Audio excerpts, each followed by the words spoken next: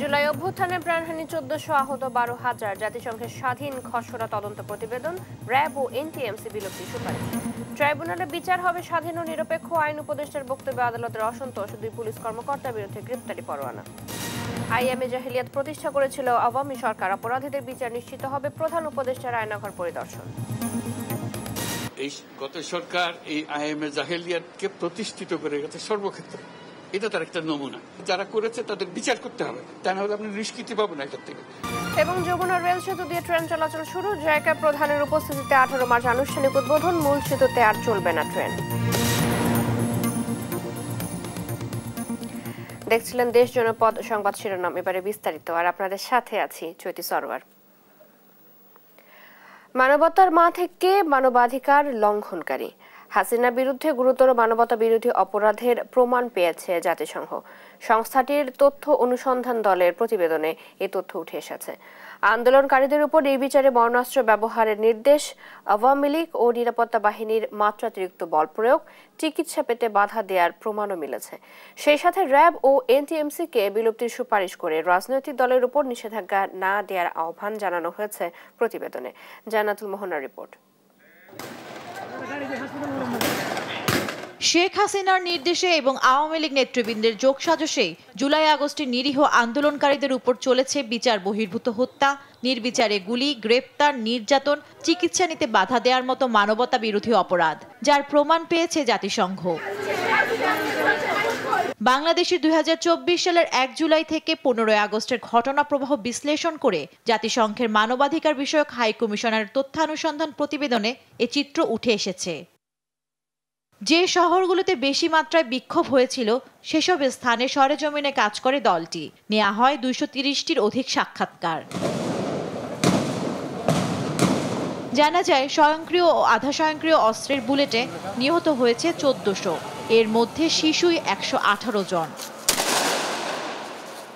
হাসিনার নির্দেশে রাজনৈতিক নেতৃত্ব এবং আইন শৃঙ্খলা রক্ষাকারী বাহিনী সহিংসভাবে আন্দোলনকারীদের উপর মাত্রাতিরিক্ত বল প্রয়োগের বিষয়টি উঠে আসে প্রতিবেদনে। 18 জুলাই থেকে সরকারি বাহিনীগুলোকে আন্দোলনকারীদের উপর প্রাণঘাতী অস্ত্র ব্যবহারের নির্দেশ দেওয়া হয়। আর 19 জুলাই থেকে আন্দোলনের শেষ পর্যন্ত বিজিবি, র্যাব ও পুলিশ আন্দোলনকারীদের উপর নির্বিচারে মরণাস্ত্র ব্যবহার করে। কিছু ক্ষেত্রে নিরাপত্তা বাহিনীর সদস্যরা খুব কাছ থেকে আন্দোলনকারীদের উপর গুলি চালায়। প্রতিবেদন অনুযায়ী আওয়ামী লীগ সহ মাঠে থাকা সব বাহিনী বল প্রয়োগ করে। মানবাধিকার লঙ্ঘনের পরিপ্রেক্ষিতে শুধু পুলিশ কর্মকর্তা ও আওয়ামী লীগ নেতাকর্মীর বিরুদ্ধে মামলা হয়েছে। তবে মানবাধিকার লঙ্ঘন করা অন্যান্য বাহিনীর সদস্যদের বিরুদ্ধে কোনো আইনি পদক্ষেপ নেওয়া হয়নি বলেও উল্লেখ করা হয়।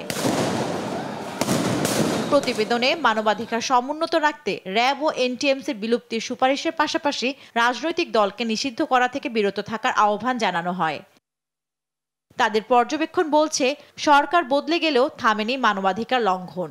এর জন্য আইন প্রয়োগকারী সংস্থা ও বিচার বিভাগে বিদ্যমান কাঠামোগত ত্রুটিকে দায়ী করা হয়। জান্নাতুল মোহনা, দেশ টিভি, ঢাকা। ট্রাইব্যুনালের বিচার হবে স্বাধীন এবং নিরপেক্ষ।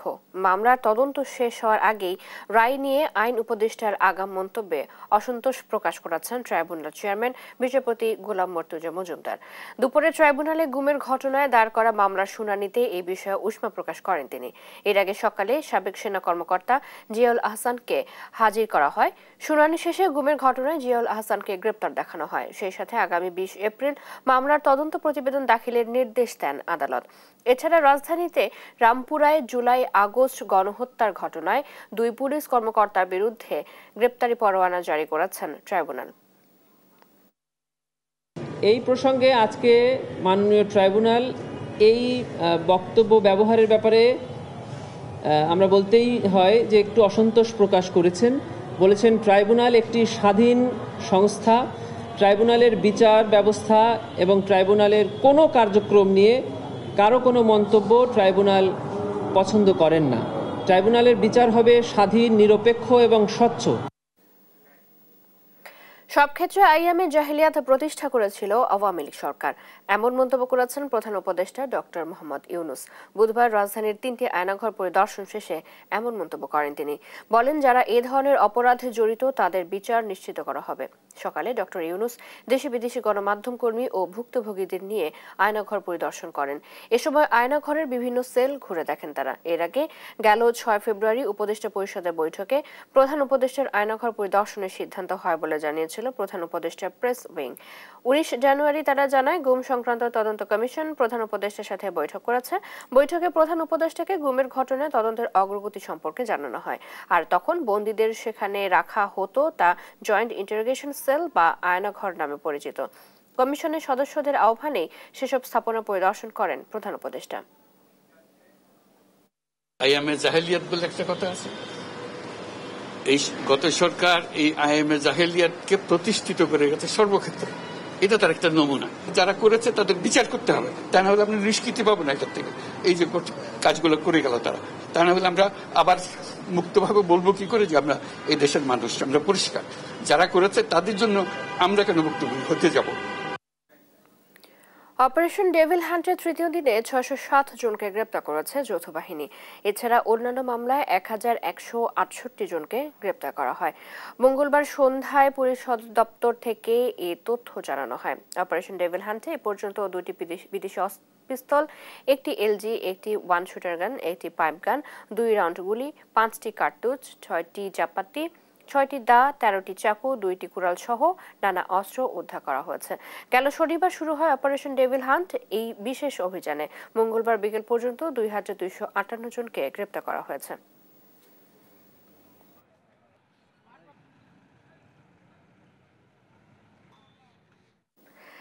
সাভারের আশুলিয়ায় অপারেশন ডেভিল হান্টে আওয়ামী লীগ নেতা সহ 5 জন গ্রেপ্তার হয়েছেন। উদ্ধার করা হয়েছে অস্ত্র ও গোলাবারুদ। বুধবার দুপুরে ঢাকা জেলা পুলিশের সাভার সার্কেলের অতিরিক্ত পুলিশ সুপার শাহিনুর কবির সংবাদ সম্মেলনে এ তথ্য নিশ্চিত করেন। জানান, মঙ্গলবার রাতে আশুলিয়ার বিভিন্ন এলাকায় অভিযান চালানো হয়। এ সময় রানা মিয়া, রাজা মোল্লা, মশিউর রহমান, বিজয় গোপাল সাহা ও আমিনুল ইসলাম নামে 5 জনকে গ্রেপ্তার করা হয়। এর মধ্যে রানার কাছ থেকে একটি বিদেশি পিস্তল, 1 রাউন্ড গুলি এবং একটি ম্যাগাজিন উদ্ধার করা হয়।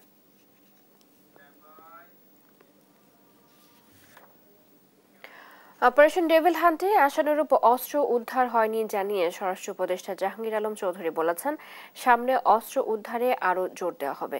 বুধবার সকালে গাজীপুরে আনসার ও গ্রাম প্রতিরক্ষা বাহিনীর ৭৭তম প্রতিষ্ঠা বার্ষিকীর অনুষ্ঠান শেষে সাংবাদিকদের একথা বলেন তিনি। এ সময় আনসার সদস্যদের যৌক্তিক দাবি মেনে নেওয়ার কথাও জানান উপদেষ্টা।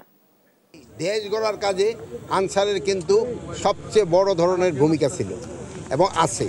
ভবিষ্যতে তারাই কিন্তু সবচেয়ে বেশি কাজ করে যাচ্ছে। এগুলি যৌক্তিক দাবি, ওইগুলি গুরুত্ব সহকারে বিবেচনা করা হচ্ছে, আর যেগুলি অযৌক্তিক দাবি ওইগুলি তো আর বিবেচনা করা হবে না। অল্প যত পরিমাণ আপনারা আশা করছিলাম অতগুলি হয় নাই, বাট আস্তে আস্তে হয়তো উদ্ধার হবে। ডেভিল হান্ট কতটুকু কার্যকরী হচ্ছে, আপনারা যেহেতু গাজীপুরের বাসে, এটা তো গাজীপুরের ভিতরেই পড়ছে, তা আপনারা একটু সবচেয়ে বেশি বলতে পারবেন কতটুকু কার্যকরী হচ্ছে। দীর্ঘ প্রতীক্ষার পর যমুনা রেল সেতু দিয়ে যাত্রীবাহী ট্রেন চলাচল শুরু হয়েছে। প্রথম সেতু পার হয় রাজশাহী থেকে ঢাকাগামী সিল্ক সিটি এক্সপ্রেস। ইতিহাসের সাক্ষী হতে পেরে আনন্দিত ট্রেনের যাত্রীরা। স্টেশন মাস্টার জানান, সেতু দিয়ে 120 কিলোমিটার গতিতে চলাচলের কথা থাকলেও আপাতত 50 কিলোমিটার গতি নিয়ে চলবে ট্রেন। নতুন সেতু চালু হওয়ায় বন্ধ থাকবে মূল সেতু দিয়ে ট্রেন চলাচল। সহকর্মী অভিজিৎ ঘোষের পাঠানো তথ্য ও ছবিতে অঙ্কন চৌধুরীর রিপোর্ট। জাপান বাংলাদেশ সরকারের যৌথ অর্থায়নে দেশি বিদেশি প্রকৌশলীদের তত্ত্বাবধানে যমুনা নদীর উপর নির্মিত দেশের দীর্ঘতম রেলওয়ে সেতু অবকাঠামো নির্মাণ কাজ শেষে বাণিজ্যিকভাবে চলাচল শুরু হয়েছে। সবার আগে রাজশাহী থেকে ঢাকাগামী সিল্ক সিটি এক্সপ্রেস সিরাজগঞ্জের সায়দাবাদ স্টেশন থেকে সকাল 11টা 20 মিনিটে ছেড়ে 11টা 24 মিনিটে রেল সেতু অতিক্রম করে। এরপর সেতু পার হয় বুড়িমারি এক্সপ্রেস। সেতুটি চালুর পর উভয় প্রান্তের স্টেশনে রেল ক্রসিং এর সময় বাঁচবে, পাশাপাশি ব্যবসা বাণিজ্যেও গতি আসবে। যমুনা সেতু দিয়ে প্রথম যাতায়াত করতে পেরে খুশি এর যাত্রীরা। চরম খুশি যে দীর্ঘদিন অপেক্ষার পরে আমরা নতুন সেতুতে পার হতে পারলাম, হিসেবে ভালো লাগলো। প্রথম যেহেতু সিটি আজকে উদ্বোধন, ইব্রাহিমাবাদ আসতে আমাদের সম্পর্ক 20 মিনিটের মতো সময় লাগতো, কিন্তু এই সেতুটা চালু হতে আমাদের সর্বোচ্চ 10 মিনিটের মতো অথবা 7 মিনিটের মতো সময় লাগছে। রেল সেতু চালু হয় খুশি নির্মাণ প্রকল্পের কর্মীরাও। যখন যাত্রীদের চেহারা দেখলাম, এটা বলার তুলনা নেই। তারা এক একজন যে এতটা উল্লাস, তাদের একটু ডিলে হয়েছে, বাট আমি মনে করি যে এই ডিলেটা তাদের জন্য সার্থক হয়েছে। আশা করি ইনশাল্লাহ হয়তো ফিউচারে বাংলাদেশে এরকম আরো কিছু প্রজেক্ট হবে। স্টেশন মাস্টার জানান, রেল সেতু দিয়ে 120 কিলোমিটার গতিতে চলাচল করতে পারবে ট্রেন, তবে আপাতত 50 কিলোমিটার গতিতে চলাচলের নির্দেশনা দেওয়া হয়েছে। আর সুবিধাটা হচ্ছে, আগে একটা আমাদের যে ওল্ড যমুনা সেতু ব্রিজ দিয়ে আসতো 25 মিনিট লাগতো, সেক্ষেত্রে এখন তারা 10 মিনিটে আসতে পারতেছে। যমুনা রেল সেতু দিয়ে উত্তরবঙ্গ, দক্ষিণাঞ্চল থেকে ঢাকাগামী ব্রডগেজ ও মিটার গেজ ট্রেন চলাচল করবে। প্রাথমিকভাবে 2টি লাইনের একটি দিয়ে চলবে ট্রেন। অঙ্কন চৌধুরী, দেশ টিভি। কেন্দ্রীয় কর্মসূচির অংশ হিসেবে সিরাজগঞ্জ ও লালমনিরহাটে চলছে বিএনপির মহাসমাবেশ। এ বিষয়ে সবশেষ খবর জানাতে আমাদের সাথে যুক্ত আছেন সহকর্মী শুভ কুমার ঘোষ এবং আছেন জামাল বাদশাহ। শুরুতে চলে যাচ্ছি সিরাজগঞ্জে শুভর কাছে। শুভ, সমাবেশে নেতাকর্মীদের উপস্থিতি কেমন দেখছেন, বিস্তারিত জানাবেন।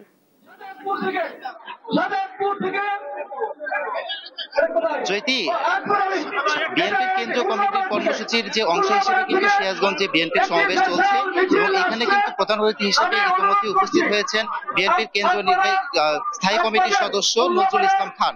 এখানে কিন্তু আমরা আছি এখন এই মুহূর্তে এই সমাবেশস্থলে কিন্তু সভাপতিত্ব করছেন সিরাজগঞ্জ জেলা বিএনপির সভাপতি এবং সাবেক সংসদ সদস্য রুমানা মাহমুদ, এবং সঞ্চালনায় কিন্তু আছেন বিএনপি স্থায়ী কমিটির সদস্য এবং সিরাজগঞ্জ জেলা বিএনপি সাধারণ সম্পাদক সাইদুর রহমান বাচ্চু।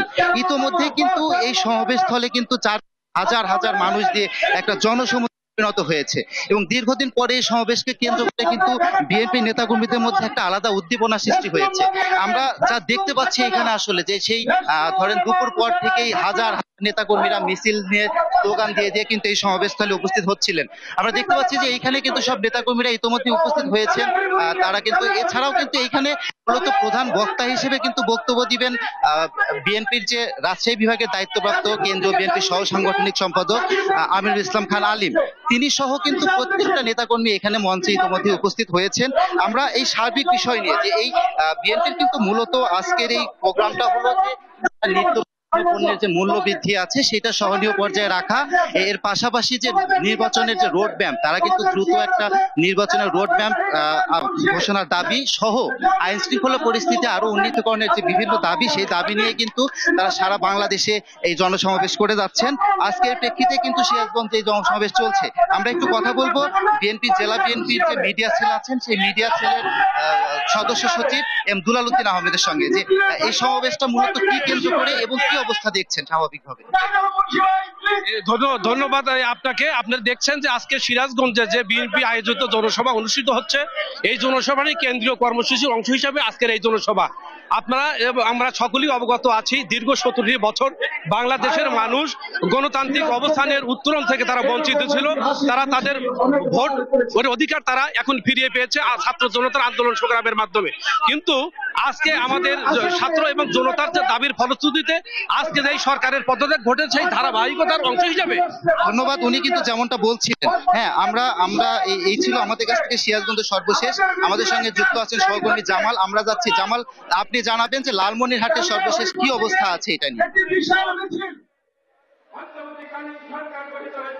শুভ, আসলে লালমনিরহাটেও কিন্তু একই দাবিতে জনসমাবেশ চলছে এবং দুপুরের পর থেকেই লালমনিরহাটের যে মুক্ত মঞ্চ রয়েছে এবং মুক্ত মঞ্চে নিত্য প্রয়োজনীয় পণ্যের মূল্য বৃদ্ধি সহনীয় পর্যায়ে রাখা এবং পতিত স্বৈরাচার সরকারের নানা ষড়যন্ত্র মোকাবেলা সহ দ্রুত যাতে গণতান্ত্রিক যাত্রাপথে যে রোডম্যাপ ঘোষণা, সেই সবকিছুর দাবিতে কিন্তু অর্থাৎ জনদাবিতে লালমনিরহাটের মুক্ত মঞ্চে দুপুরের পর থেকে যে জনসমাবেশ চলমান রয়েছে এবং এই জনসমাবেশে এরই মধ্যে স্থানীয় পর্যায়ের নেতৃবৃন্দরা উপস্থিত হয়েছেন এবং বক্তব্য প্রদান করছেন। এবং আজকের এই জনসমাবেশে প্রধান অতিথি হিসেবে বক্তব্য রাখবেন বিএনপির জাতীয় নির্বাহী কমিটির স্থায়ী কমিটির সদস্য বাবু গয়েশ্বর রায় এবং এই আজকের এই জনসমাবেশের সভাপতিত্ব করছেন লালমনিরহাট জেলা বিএনপির সভাপতি এবং জাতীয় কেন্দ্রীয় নির্বাহী কমিটির সাংগঠনিক সম্পাদক অধ্যক্ষ আসাদুল হক বিদুলু। আমি যদি একটু দেখাতে চাই যে এই মুহূর্তে কিন্তু এই বিএনপির যে জনসমাবেশ রয়েছে, এই বিএনপির জনসমাবেশ কিন্তু যে মুক্ত মঞ্চের মাঠ রয়েছে সেই মুক্ত মঞ্চের মাঠ কিন্তু কানায় পরিপূর্ণ হতে শুরু করেছে এবং দুপুরের পর থেকে কিন্তু দফায় দফায় যে ছোট ছোট আকারে মিছিলগুলো আসতে শুরু করেছিল এবং এই মিছিলগুলো কিন্তু এখনো আসা চলমান রয়েছে এবং বর্তমানে যে স্থানীয় নেতৃবৃন্দরা বক্তব্য রাখছেন তারা যদি বলছেন যে নিত্য প্রয়োজনীয় পণ্যের মূল্যহীন যে সহনীয় পর্যায়ে রাখা এবং অবনতিশীল যে আইন শৃঙ্খলা পরিস্থিতির উন্নতি এবং দ্রুত গণতান্ত্রিক যাত্রাপথে উত্তরণের জন্য যে রোডম্যাপের ঘোষণা সেটির যে দাবি বিএনপি তুলেছে সেই দাবিতে কিন্তু লালমনিরহাটের আজকের এই জনসমাবেশ শুরু হয়েছে এবং কিছুক্ষণের মধ্যেই আমরা যদি খবর পেয়েছি যে এখানে যে বিএনপি যে প্রধান অতিথি হিসেবে আজকের এই জনসমাবেশে উপস্থিত থাকবেন বাবু গয়েশ্বর রায়, তিনি কিন্তু এরই মধ্যে রওনা দিয়েছেন এবং লালমনিরহাটের আজকের এই জনসমাবেশে বক্তব্য রাখবেন। আমরা যদি এটি দেখাতে চাই যে ইতিমধ্যে কিন্তু মাঠের যে কানায় পরিপূর্ণ হয়ে গেছে, মহিলা দল থেকে শুরু করে ছাত্র দল, যুব দল এবং বিএনপির সকল অঙ্গ সংগঠনের যে নেতাকর্মী বিন্দু রয়েছে তারা কিন্তু মাঠের যে আইন শৃঙ্খলা উন্নতিকরণে কাজ করছে এবং বিশেষ করে যে ছাত্র দলের যে ছেলেপেলেরা রয়েছে, ছাত্র দলের সদস্যরা রয়েছে, নেতৃবৃন্দ রয়েছে, তারা যাতে মাঠে সুন্দর করে সাধারণ জনগণ এবং বিএনপির সর্বস্তর নেতৃবৃন্দ বসতে পারে সে পর্যায়ে কিন্তু কাজ চলমান রয়েছে এবং বর্তমানে লালমনিরহাটের যে স্থানীয় নেতাকর্মীরা রয়েছেন তারা কিন্তু বক্তব্য রাখছেন। আরেকটি বিষয় জানাতে চাই যে এরই মধ্যে কিন্তু লালমনিরহাটের 5 উপজেলার বিভিন্ন পর্যায়ের নেতৃবৃন্দ লালমনিরহাট 1, 2 ও 3 আসনের যে আগামী নির্বাচনে যারা নেতৃত্ব দিবেন বা নির্বাচনের মাঠে যারা লড়াই করবেন তাদের নেতৃত্বে কিন্তু বড় বড় মিছিল কিন্তু এরই মধ্যে লালমনিরহাটের এই জনসমাবেশে এসে পৌঁছে রয়েছে। এই ছিল লালমনিরহাট থেকে জনসমাবেশের সর্বশেষ খবর। চৈতি। জামাল, ধন্যবাদ আপনাকে। কেন্দ্রীয় কর্মসূচির অংশ হিসেবে সিরাজগঞ্জ ও লালমনিরহাটে চলছে বিএনপির মহাসমাবেশ। এই বিষয়ে জানাতে আমাদের সাথে যুক্ত ছিলেন আমাদের দুজন সহকর্মী। মুন্সিগঞ্জে নিখোঁজ স্কুল ছাত্র রোমানের সন্ধানে মানববন্ধন শেষে থানা ভাঙচুর করেছে স্বজন ও এলাকাবাসী।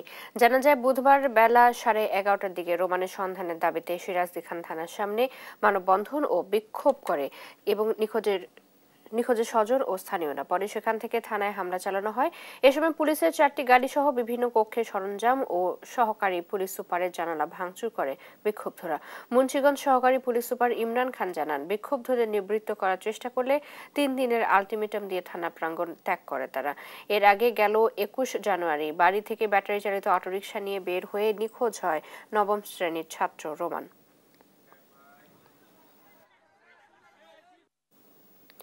কুড়িগ্রামের ভুরুঙ্গামারী উপজেলার দক্ষিণ বাঁশজানি সীমান্তের শূন্যরেখায় স্থাপিত সিসি ক্যামেরা খুলে নিয়ে গেছে ভারতীয় সীমান্তরক্ষী বাহিনী। মঙ্গলবার রাত 11:30টার দিকে এই ক্যামেরাটি খুলে নেয় বিএসএফ। বিষয়টির সত্যতা নিশ্চিত করেছেন বিজিবির কুড়িগ্রাম 22 ব্যাটালিয়নের অধিনায়ক লেফটেন্যান্ট কর্নেল মোহাম্মদ মাসুদুর রহমান। এর আগে 9 ফেব্রুয়ারি রোববার রাত 2টার দিকে উপজেলার পাথরডুবি ইউনিয়নের আন্তর্জাতিক সীমানা পিলার 978/9S এর নিকটে সীমান্ত শূন্যরেখায় ভারতের অভ্যন্তরে দক্ষিণ বাঁশজানি ঝাকুয়াটারি মসজিদের সামনে একটি ইউক্যালিপটাস গাছের সাথে ভারতের 162টি বিএসএফ ব্যাটালিয়নের ছোট গারলঝরা ক্যাম্পের সদস্যরা বাংলাদেশের দিকে তাক করে একটি সিসিটিভি ক্যামেরা স্থাপন করে। ক্যামেরাটি স্থাপনের পর হতে বিজিবি জোরালো প্রতিবাদ করে আসছিল। 10 ফেব্রুয়ারি সোমবার সারাদিন এই নিয়ে স্থানীয় বিজিবি বিএসএফ এর মধ্যে কয়েক দফা বৈঠক হলেও এর সুরাহা হয়নি। পরে 11 ফেব্রুয়ারি মঙ্গলবার সকাল 11টায় ওই সীমান্ত বিজিবি বিএসএফ এর ব্যাটালিয়ন পর্যায়ে পতাকা বৈঠক অনুষ্ঠিত হয়। বৈঠকে বিজিবির কড়া প্রতিবাদে বিএসএফ ক্যামেরাটি অপসারণ করতে সম্মতি প্রকাশ করে। বৈঠকে বিজিবির পক্ষে নেতৃত্ব দেন কুড়িগ্রাম ব্যাটালিয়ন অধিনায়ক লেফটেন্যান্ট কর্নেল মোহাম্মদ মাসুদুর রহমান ও বিএসএফ এর পক্ষে নেতৃত্ব দেন 162টি বিএসএফ ব্যাটালিয়নের কমান্ডার শ্রী অনিল কুমার মনোজ।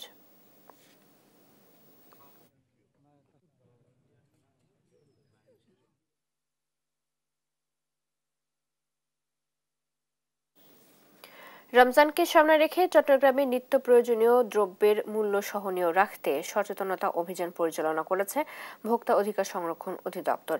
বুধবার দুপুরে নগরীর রেজাউদ্দিন বাজারে 1 ঘণ্টাব্যাপী এই অভিযানে ব্যবসায়ী ও ক্রেতাদের মধ্যে সচেতনতা বাড়ানোর লক্ষ্যে কার্যক্রম চালানো হয়। অভিযানের নেতৃত্ব দেন ভোক্তা অধিকার সংরক্ষণ অধিদপ্তরের উপপরিচালক ফয়েজুল্লাহ। অভিযানে 3টি দোকানকে অস্বাস্থ্যকর পরিবেশে মিষ্টি বিক্রি করার জন্য 30,000 টাকা জরিমানা করা হয়। এছাড়া মূল্য তালিকা প্রদর্শন না করা এবং নির্ধারিত দামে পণ্য বিক্রি না করায় বেশ কয়েকটি দোকান ও সবজি আড়তকে সতর্ক করা হয়। ভোক্তা অধিকার সংরক্ষণ অধিদপ্তরের উপপরিচালক জানান, আসন্ন রমজানে দাম সহনীয় রাখতে নিয়মিত অভিযান চালানো হবে।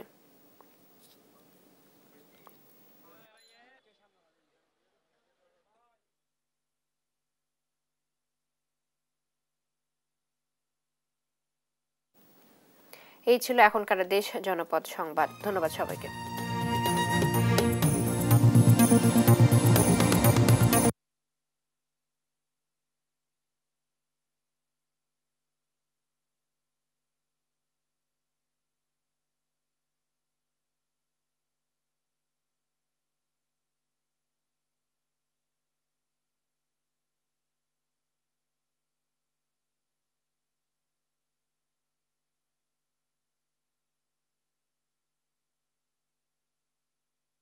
রমজানকে সামনে রেখে চট্টগ্রামে নিত্য প্রয়োজনীয় দ্রব্যের মূল্য সহনীয় রাখতে সচেতনতা অভিযান পরিচালনা করেছে ভোক্তা অধিকার সংরক্ষণ অধিদপ্তর। বুধবার দুপুরে নগরীর রেজাউদ্দিন বাজারে 1 ঘণ্টাব্যাপী এই অভিযানে ব্যবসায়ী ও ক্রেতাদের মধ্যে সচেতনতা বাড়ানোর লক্ষ্যে কার্যক্রম চালানো হয়। অভিযানের নেতৃত্ব দেন ভোক্তা অধিকার সংরক্ষণ অধিদপ্তরের উপপরিচালক ফয়েজুল্লাহ। অভিযানে 3টি দোকানকে অস্বাস্থ্যকর পরিবেশে মিষ্টি বিক্রি করার জন্য 30,000 টাকা জরিমানা করা হয়।